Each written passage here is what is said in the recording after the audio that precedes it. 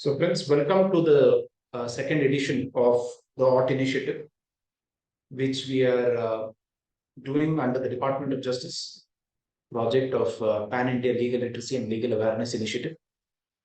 The purpose of this OUT initiative is to deliberate, discuss and debate on areas and topics so that we all can contribute to what the law ought to be. Of course, I think the topic that is being chosen today is a very interesting one.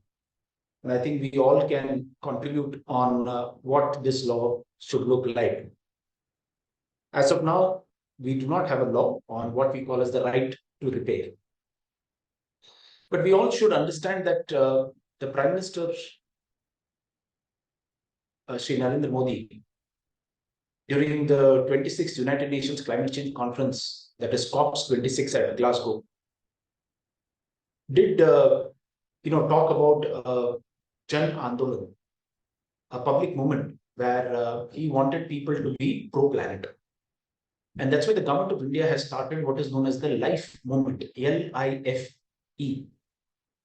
Now, the purpose of the LIFE movement, friends, is to utilize the power of collective action, where we take individuals, we educate them, and we talk to them about the importance of protecting the climate and the planet.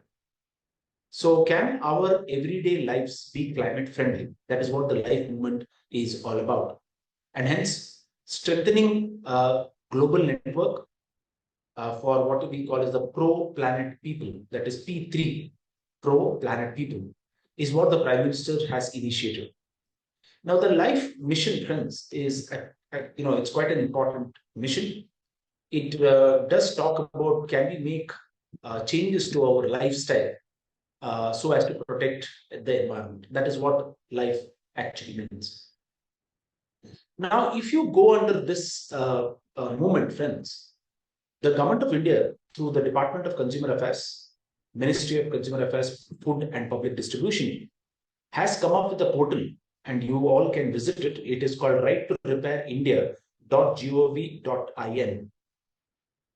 I repeat, righttorepairindia.gov.in, wherein they have started a kind of a framework on the right to repair movement in India. It's just a framework. It's yet to get into a legally binding process. But I think the idea is to bring manufacturers, producers, and also consumers on a self-initiative platform. Now, interestingly, friends, right to repair, why is it important? Of course, it is very important from a consumer perspective, but I think it has specific significance on environment. Now, what happens is our lifestyle as we speak today in the modern urban context is use and throw. We have a tendency of using a particular product, but once that use is no longer in place, we have a tendency to throw it.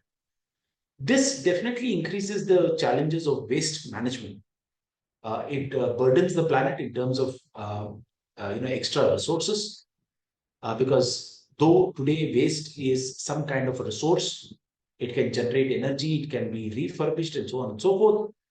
It still adds to the problem of environmental consciousness and sustainability as well. So I think what does right to repair mean? It means that the manufacturers take the responsibility of giving you a warranty for products, and they will take it as a matter of duty to repair and make your product functional as long as it can be done so. And I think consumers must be able to exercise their right and take these products back to the manufacturers. And right to repair, interestingly, at the first instance, tries to enhance the life of a product. It increases the longevity of products. It makes manufacturers liable to make products that are sustainable, long-term use products. This is the first part of right to repair. The second part of right to repair is that every product has several components. And under right to repair, the manufacturers or the producers will be responsible to keep these components ready so that they can be replaced during right to repair. It also means that the manufacturers, once they release their products into the market, they have to have a very systematic and a structural, a basis for providing post-sale services. So it's not just make and sell. I think it's make, sell, and service. That is an essential part of what manufacturers' responsibility would be. So expanding their service network would be a critical factor under right to repair. Most importantly, I think what right to repair may do, and is something that I think the Prime Minister has stated on several occasions, that it will enhance a new set of technically skilled service engineers who would actually service the product. They won't work with the company at this stage of manufacturing, but they will actually service the product, and hence there will be a new set of employment generation, and it will be the responsibility of the manufacturer to actually train those service engineers so that right to repair can come into place. It also means that the manufacturer will have to develop his own strategy. He has to take into consideration the cost of repair, and he has to price his product accordingly. But the fact remains that the manufacturer will have to develop a manual of repairing, because remember, friends, in certain cases, the right to repair in many places should be something that the consumers themselves must be able to do if the components are made available. So it is not necessarily that it has to go to the showroom back, or it can be something that the consumers themselves can do. And hence, preparing that kind of a manual of use plus manual to repair is an additional responsibility that the manufacturers will have to strategize in development of their product. Now, I believe that once the products have a long use, they shall be a kind of a profitable venture for the manufacturers. This is very important in terms of trying to inculcate the responsibility towards the manufacturers and hold the rights of the consumers in a much better manner, especially in an environmentally friendly manner. So under the right to repair mission in India, the framework that the Ministry of Consumer Affairs has developed, you will notice that certain companies have been asked to voluntarily join this mission. As of now, the sectors that are covered under right to repair, please note it down, voluntarily, as the government tries to bring in more legal awareness among the manufacturers. Currently, the sectors that the government has identified, they are broadly 4 sectors. First is the farming sector, the sector that makes farm equipments, and they are, they could be tractors and so on and so forth, which farmers usually use. So the farm equipment sector is the first sector that has been included. Second, obviously, I think the most important sector is the electronic and mobile companies. These are very, very important because they are talking about, chargers. It could be your earphone and, all other electronic devices. Third is consumer durables, your, refrigerators, washing machines, air conditioners, vacuum cleaners. And fourth, and most importantly, it is the automobile equipment. So these are 4 sectors that has been currently identified by the Government of India. And you will notice that a lot of brands have already registered under the right to repair framework. They include companies like Samsung, Kent, Boat, Havells, HP, LG, Panasonic, Motorola, Lenovo, Apple, V-Guard. All of these companies have already registered under this kind of a movement. So we hope that a lot of other companies will also join in and ensure that right to repair comes into existence. So right now it is without law, but it is within the framework of this.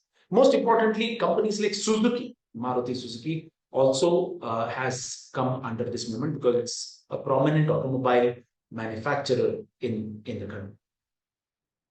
Now, interestingly, friends, having laid down this facet of right to repair, please note, it's not a legal right yet, but should it become one? And if so, what should be the dimension and scope and ambit of this right is something that we all must probably discuss under this OT mission, OT initiative. So, what are the challenges for ensuring that right to repair is a meaningful right and it contributes to environmental sustainability? I think we have to probably look at those challenges. The first and the foremost challenge I perceive is that, of course, a lot of manufacturers resist right to repair because believe that this increases their cost and it makes products expensive. It will add to consumers actually paying more because they have to look at the extended period of responsibility when the product is in use. That's one negative argument that comes from the manufacturers. This is a resistance that manufacturers usually have. But I believe that when it comes to saving the planet, when it comes to reducing waste through right to repair, I think this argument should not probably be sustained. There must be some better way in which managing the cost can be taken into consideration, and I don't think the manufacturers must essentially give this excuse. The second challenge is that a lot of the manufacturers tend to have a monopoly on the repair market. They do not offer these products, especially components. They do not sell it elsewhere, no, because this is what is known as the right of the exclusive supply agreements. So what happens is if Maruti Suzuki has components within a car and they give you right to repair, if you want to repair your car, you have to go back to the Maruti Suzuki showroom. That is the only place where it can be repaired, especially in terms of component. So the right to repair is not decentralized, or it does not expand beyond the company's network. It's not something others can exercise or other engineers can exercise. So hence, I think while companies ensure the right to repair, they are not going to open up the market for repair. They're not going to allow anyone else to exercise the right to repair. It should be back to the showroom. So their repair, profits will also be an issue that they would want to take care of. So the question really is, if there is right to repair, should it be opened up? Should the market be opened up for anyone to repair it? The consumer himself, as I told you, through a manual, or a local engineer, say in the case of automobile, it could be a highway engineer who could want to do that. So the real issue is, should it be opened up or should it be just exclusively with the companies that have produced this product? So then is a very interesting debate that one must have.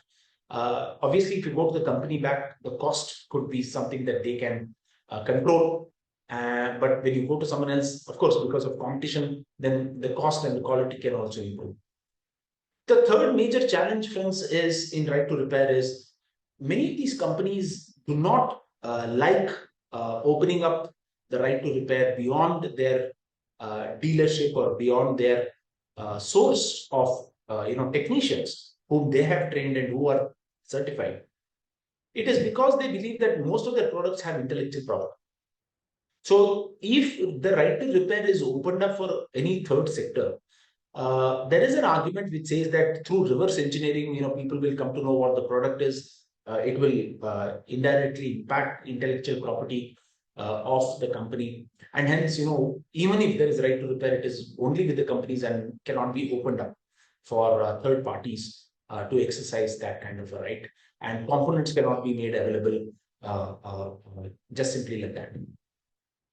The next interesting challenge is, if right to repair is opened up, a lot of these manufacturers say that, look, untrained engineers or service providers who exercise right to repair, if they're not trained and if they actually replace the component or repair the component, then because they're not trained, because they have no clue of what and how this product is made, and they just use a lot of their experience to do it, it may affect the safety of the product. Now, for example, if it's a phone and someone who knows a little bit of repairing of electronics starts to repair a phone and then he comes in, then it may affect the safety of the phone in the long term. So in terms of protecting intellectual property, in terms of protecting safety, in terms of trying to protect the interest of the company, I think the right to repair is something that is only with the company and cannot open up, is what is the argument that the manufacturers would like to make. Having said all of these, friends, you will notice that this issue is about the responsibility of manufacturers. I think what we are speaking is, friends, one of the issues on extended responsibility. It is not responsibility only to produce and release safe products, but also to maintain those safe products by actually repairing it as long and as far as they can actually do. And hence, while manufacturers would want to keep their monopoly on the product and its repair, which obviously seems to be a logic that they would want to justify, I think balancing consumer interest and balancing the interest of the environment, I think it's important that this right, the nuances of this right are taken due note and consideration. What is very critical, friends, is while we talk about this right to repair, I think companies will have to now practice to some extent being very transparent in the process of making of the product and of repairing the product as well.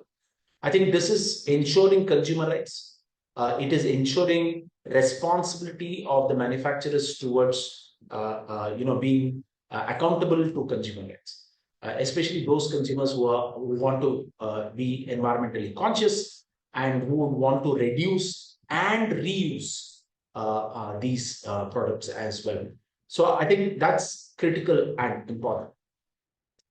Also, I believe that the right to repair is a movement that may give rise to a new sector, which probably the manufacturers themselves would want to control and regulate. It is the sector for refurbishers. So please note, even if right to repair does exist, it may not necessarily be with the same consumer, but it may mean that to continue use of that market in the second or the third sale. So say the right of the refurbishers, or the refurbishers could be trained by the manufacturers.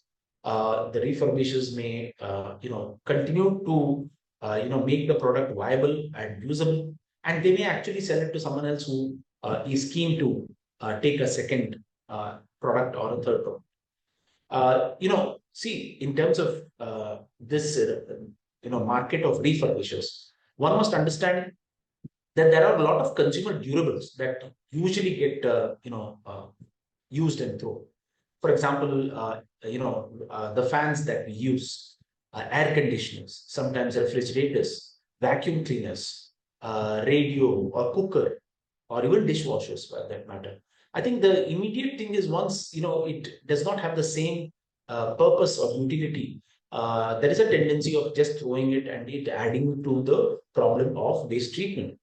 So can consumer durable companies, apart from having sale, distribution networks, can they also have a very proper refurbishing network so that all of these can be definitely reused? So I think it's critical. It's very important that the refurbishing market is taken seriously note of. And please note, it is the duty of the manufacturers to also expand their network for the seconds and the third sale, and to look for consumers who may be interested in buying the products as well. So I think we all have a duty to not only know what right to repair is, we must exercise this right and contribute to reduction of waste in the environment. We must also educate others about this right to repair.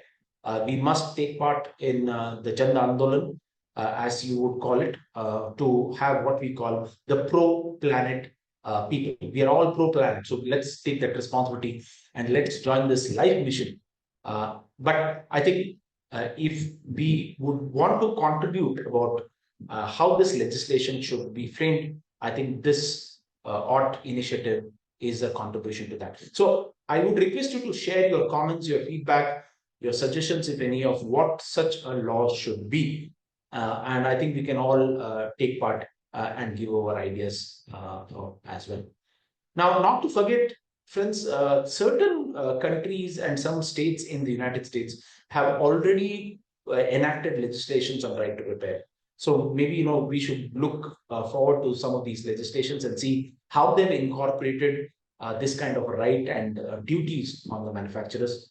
And I believe that as of now, only a few sectors are included. But once we have a robust legal framework in these four sectors, I'm sure we can expand it to other sectors as well, thereby contributing a great to protection of the people.